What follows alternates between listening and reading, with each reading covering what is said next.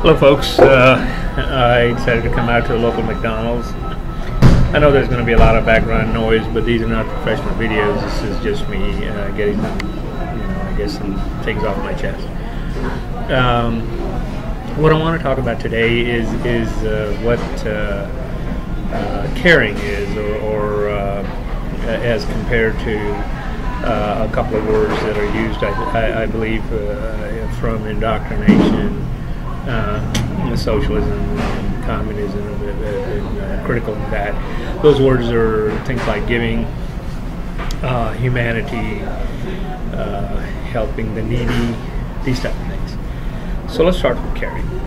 Caring, the way I understand it, means when you care for somebody. When you care for somebody, it's not a feeling; it is an actual act. I mean, what you do is you, for example, help an old lady across the street. Well, you cared for her, or if a child, I don't know, has a cold, and you take care of them, give them soup, medicine, whatever, to make them healthy. You cared for that baby. It's not an emotion. It's not something that you feel. You know, I feel caring doesn't really register with me because I don't know what that means. I mean, if you care for me, I would know it. And there would be no doubt in my mind. You don't have to tell me you care for me. I would see it. I would feel it physically. Now, so to me, that has a lot to do with what love is and how we express, our caring for one another. Let's talk about giving now. Okay, giving is a very good thing, I think. I give to some, and I believe in giving to people that I know and I care for, and that are needy. Needy meaning that they need it, otherwise they would die. Now let's compare that to giving to someone else that I don't know. Let me start with how I would feel if somebody gave to somebody I knew or in my care. Let's say that somebody came to my house and brought some food for my children, saying that they don't think my children are getting enough food, so they brought some food. Now, I may be alone here, but this would piss me off. I would be very upset that somebody else decided that my children need their food, without asking me or discussing anything with me. Now, you guys may be different, but this is how I feel. So let's assume that I'm wrong about that, and everybody else loves the fact that somebody will come in and tell them that they're not raising their children properly, or they're not feeding them properly, and would love this person and invite them to their home, take their food, bow their head, and thank them. Let's take it to where some of the arguments come from, that there are children in Africa that are starving. Well, first thing I don't understand is how is Africa any different than any other place? I know a lot of Africans, their children are starving, and they don't know where these videos come from. But to be fair, they have these videos from Bangladesh, they have these videos from America, they have videos everywhere. And you can find a child with a fly on his lip anywhere in the world. However, here's the thing. The thing is that that child, if he's, say, 10 years old, somebody cared for him for 10 years. Somebody has been feeding him. He's not hungry. He can't be hungry for 10 years. He may be hungry for a few days.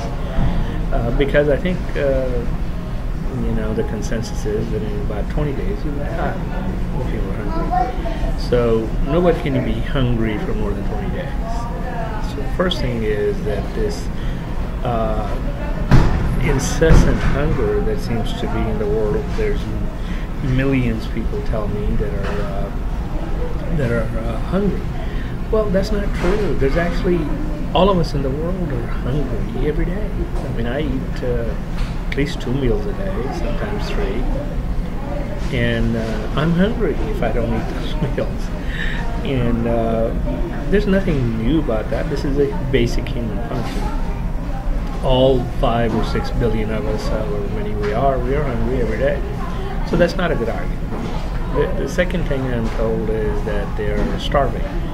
Well, like I said, you can starve for 20 days in your day. So you cannot have people starving for 20 years. Can't happen. You die in 20 days. So let's make that clear. So then we end up with these same people that started with hunger in the world, which they found hard to justify, so they switched to starving. Now when starving is hard to justify, they'll switch to malnutrition. Well, they're malnutrition, they're underfed. Okay. Yes, 242 is ready. Another fallacy in argument. Underfed means you didn't get enough. If you didn't get enough, you still die. And if you feed people too much, that is bad too. People get to stay alive, to live, you need a certain amount of food. If you don't get that food, you die. So again, malnutrition and underfed is a term you're using to justify this belief that you have, which you've been indoctrinated with because of videos and because of your education in school, because of colleges and because of what everybody tells you. These arguments do not make any sense. Now let's go from the fact that everything that I just said is wrong. And yes, this child that you're showing in the video is starving. Where are this child's parents? Where's his family? Where's his uncle, parents, grandparents? Brother, cousins of your parents, your cousins, your grandparents' cousins. Where are all these people? And the argument given in return, which is amazing to me, is that, well, they don't have anybody. Really? They don't have anybody? Where'd they go?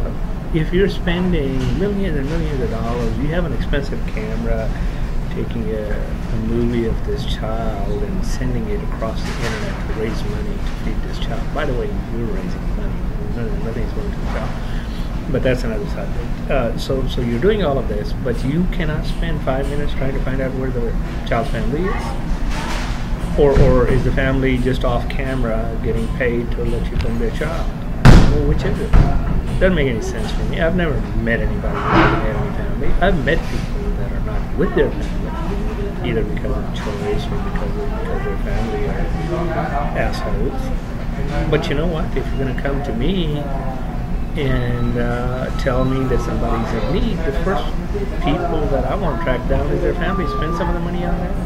Go find them. Go find them. Drag them over there and say, hey, why aren't you taking care of your child? You are a horrible human being. Take care of your child. Nobody does that. What they do is they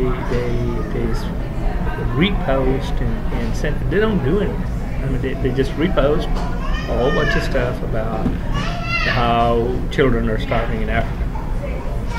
This is. I mean, think for yourself for a minute. If you're going to do something, and if you have enough to help children in Africa, then you better make sure that everybody that you are in charge of is taken care of. Because a portion of your earnings is for the needy in your care. I do believe that. It is also in the Quran, but I'm not really discussing religion or religious books right now. But the point I'm trying to make is that my children have a claim to what I earn while they're needy. When they grow up, they don't have a claim. I can still give them money and they can still ask for it. That's not the point.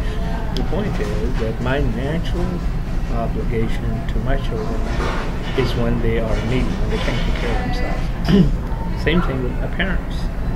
When they cannot take care of themselves, it is my obligation to take care of them. And this applies to everybody in the world. So if somebody's starving or somebody's in need, find the person that's supposed to take care of them and hold them responsible. That is the right thing to do. The wrong thing to do is to just spread this stuff all over the internet and not do anything about it. Or what you're generating is money for greedy people who make money off of this thing. I'm not going to give you money to go feed a child in Africa. I'm not going to go feed a child in Africa. I can't. I live here. This is where my family is. This is where my source of earning is. I'm not going to go to Africa. It's just not practical for me to do so. What is practical to do is for whoever is there, the neighbor, the tribe, whoever is close to that child, and whoever is feeding him, because somebody is, he's 10 years old. He doesn't get to be 10 years old if he's not being fed. They need to find the parents. They need to find the family. They need to find whoever is going to be the provider for the child. That's my take on giving. Thank you so much for listening.